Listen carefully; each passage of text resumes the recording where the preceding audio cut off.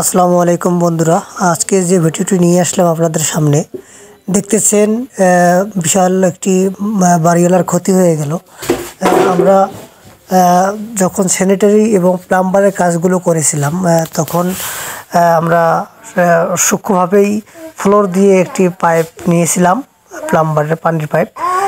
তো টাইলস মিস্ত্রি যখন টাইলস করেছে তখন ফ্লোর চিপিং করার সময় হয়তো ভুলবশত পাইপটি কেটে ফেলে আর কি টাইলস ফিনিশিং করেছে। সেক্ষেত্রে যখন বাড়িওয়ালারা ফিনিশিং কাজ শেষে পুটিং শেষে যখন টাইলস সম্ভবত আরেকটি কথা বলি, আমি এই বিল্ডিংটির টাইলসের কাজটা আমি পাইনি বা টাইলসটি করিনি, অন্য মিস্ত্রি করেছে এবং আমি শুধু স্যানিটারি আইটেম এবং প্লাম্বার আইটেমের কাজটা করেছি।